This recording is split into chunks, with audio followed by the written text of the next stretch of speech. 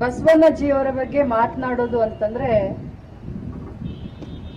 ಒಂದು ಗಂಟೆ ಒಂದು ದಿನ ಸಾಲೋದಿಲ್ಲ. ಅವರ ಜೀವನದ ಸಾರಾಂಶ ತಿಳ್ಕೊಳ್ಬೇಕು ಅಂತಂದ್ರೆ ನಮಗೆ ನಮ್ಮ ಒಂದು ಜೀವನನೂ ಕೂಡ ಸಾಕಾಗೋದಿಲ್ಲ. ಬಸವಣ್ಣನವರು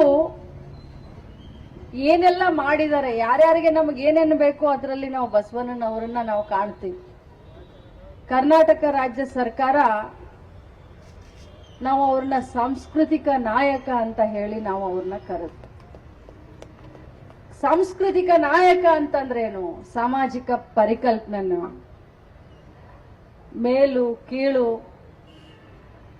ಅಥವಾ ಸಮಾಜದಲ್ಲಿ ಜಾತಿ ರಹಿತ ಸಮಾಜವನ್ನ, ವರ್ಣರಹಿತ ಸಮಾಜವನ್ನ ಬಯಸಿದಂಥವ್ರು, ಮೇಲು ಕೀಳು ಇದನ್ನೆಲ್ಲ ಕಿತ್ತೊಗೆದು ಒಂದು ಅತ್ಯುತ್ತಮವಾದಂತ ಸಾಮಾಜಿಕ ಬದ್ಧತೆ, ಸಾಮಾಜಿಕ ಕಾಳಜಿ, ಕಳಕಳಿ, ನ್ಯಾಯಯುತವಾದಂತ ಒಂದು ಸುಮಧುರವಾದಂತ ಸಾಮಾಜಿಕ ಪರಿಕಲ್ಪನೆಯ ಕನಸನ್ನ ಹೊತ್ಕೊಂಡು ಯಾವತ್ತಿನ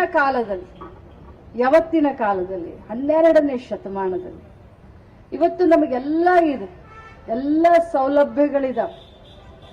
ನಾವು ಹೇಳ್ಕೊಳ್ಳೋಕೆ ಬಹಳ ಹೆಮ್ಮೆಯಿಂದ ಹೇಳ್ತೀವಿ, ನಾವು ಬಸವಣ್ಣನ ಕುಲದವರು, ಬಹಳ ಹೆಮ್ಮೆಯಿಂದ ಹೇಳ್ಕೊಳ್ತೀವಿ, ಅಕ್ಕ ಮಹಾದೇವಿಯ ವಂಶಸ್ಥರು, ರಾಣಿ ಚೆನ್ನಮ್ಮನ ಕುಲದವರು.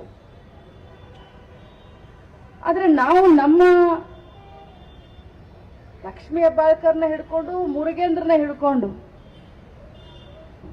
ನಾವು ಇನಿಕ್ಕಿ ನೋಡಬೇಕು, ಏನು ಬಸವಣ್ಣನವರು ಹಾಕಿಕೊಟ್ಟಂತ ಮಾರ್ಗದರ್ಶನದಲ್ಲಿ ನಾವು ಹೋಗ್ತಾ ಇದ್ದೀವಾ? ಇವ ನಾರವ ಅನ್ನಬೇಡಿ, ಇವ ನಮ್ಮವ ಅನ್ನಿ ಅಂತ ಹೇಳಿದವರು ನೀ ಯಾವ ಜಾತ್ಯವ, ನೀ ಯಾವ ಜಾತ್ಯವ?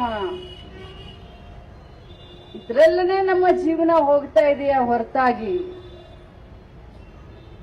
ಈ ಆಚರಣೆಗಳು, ಬಸವಣ್ಣನವರ ತತ್ವಗಳು, ಬಸವಣ್ಣನವರ ಸಿದ್ಧಾಂತಗಳು, ಬಸವಣ್ಣನವರ ವಿಚಾರಗಳು ಇದು ಬರೀ ಆಚರಣೆ ಆಗಿ ಉಳಿಬಾರದು, ಅನುಕರಣೆ ಆಗಬೇಕು. ನಮ್ಮ ಜೀವನದಲ್ಲಿ ನಾವು ಅಳವಡಿಸಿಕೊಂಡಾಗ ಮಾತ್ರ ಸಮಾಜದಲ್ಲಿ ನಾವು ಬೇರೆಯವರಿಗೆ ದಾರಿಯನ್ನ ತೋರಿಸ್ಲಿಕ್ಕೆ ಸಾಧ್ಯ ಆಗತ್ತೆ.